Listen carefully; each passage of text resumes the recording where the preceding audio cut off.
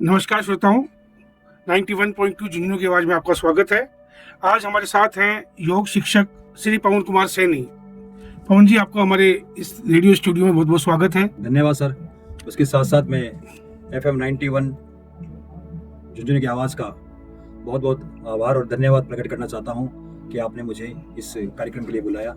पवन जी, आप योग पतंजलि समिति के राज्य प्रभारी हैं जी और लंबे समय से यानी कि 21 साल से आप झुंझुनू जिले में योगा अभ्यास करवा रहे हैं। तो मैं आपसे ये जानना चाहूंगा कि योग क्या चीज है। योग वैसे गणित की भाषा में तो है कि आपस में जोड़ना।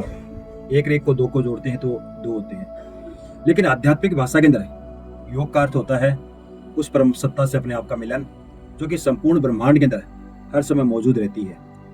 तो योग का साधारण भाषा के अंदर मन चित्त की वृत्तियों के पर निरोध करना ही योग का अर्थ है। शरीर मन प्राण और बुद्धि को एक करने का नाम ही योग है। गीता के अंदर भगवान श्री कृष्ण ने अर्जुन का उपदेश देते हुए यही कहा है कि समत्व योग उच्चयते, यानी कि हमेशा व्यक्ति को समभाव में रहना चाहिए, यही योग है। उसके साथ साथ उन्होंने कहा है कि योगा कर्म से कुशलम, मानी कोई किसी भी कार्य को सर्वश्रेष्ठ तरीके से करना ही योग है। तो इस प्रकार से अलग अलग विद्वानों ने, ऋषि मुनियों ने इसकी अलग अलग व्याख्या की है योग की।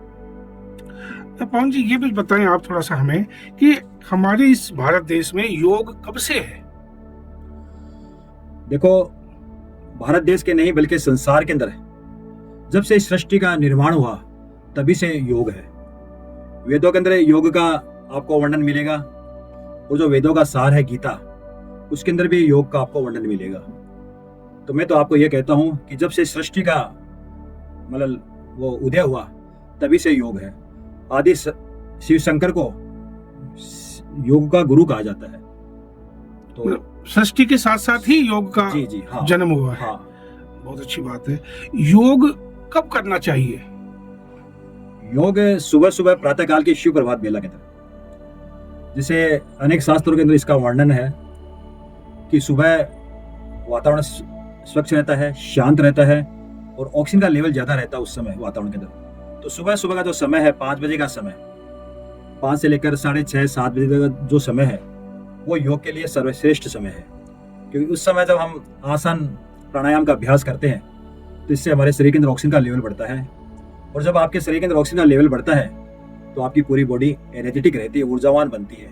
इससे हमारी कार्य करने की क्षमता बढ़ती है। तो मेरा कहने का मतलब ये है कि सुबह सुबह प्रातः काल की शिव प्रभात बेला के अंदर स्वच्छ जगह, वातावरण भी बिल्कुल शुद्ध होना चाहिए उस समय, जैसे पार्क है, बगीचा है या नदी के किनारे बैठ कर आप योगाभ्यास करते हैं, तो ये जगह और सुबह का समय सबसे उत्तम है योग करने के लिए। अगर कोई सुबह नहीं कर पाए तो क्या दोपहर और शाम को भी कर सकता है, किसी मजबूरीवश। हाँ, दोपहर के बजाय शाम का समय आप इसके लिए चयन कर सकते हैं जी, क्योंकि योग के लिए एक तो पेट खाली होना बहुत आवश्यक है, जरूरी है। खाली पेट खाली होना चाहिए। जी जी। तो जैसे खाना खाने से 2 घंटे पहले करें या तो आप योग, या खाना खाने के कम से कम 5 घंटे के बाद में योग करें आप। तो दोपहर का समय तो योग के लिए वैसे उपयुक्त नहीं है, क्योंकि योग एक आध्यात्मिक विद्या है सर। ये कोई शारीरिक व्यायाम नहीं है।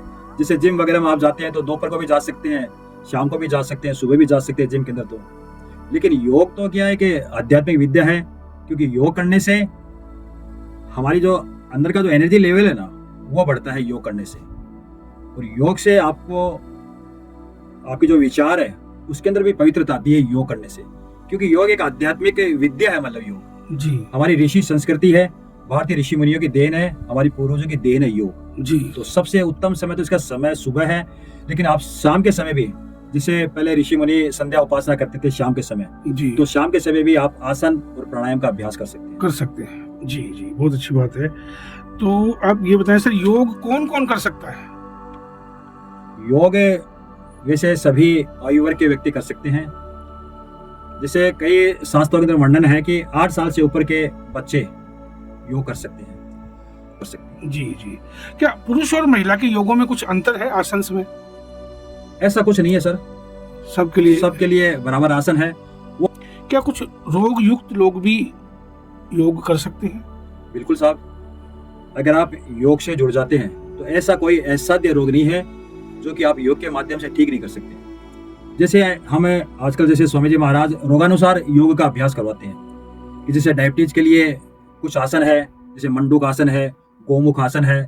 जैसे कमर दर्द की किसी को समस्या है या साइटिका की समस्या है तो उनके लिए कुछ अलग आसन है, जैसे उष्टासन है, अर्ध चंद्रासन है ना, अर्ध उष्टासन है, और पीछे जो है अर्ध चक्रासन है। ये आसन कमर से, भुजंग आसन है, सलवासन है, ये आसन है कमर से संबंधित रोगियों के लिए।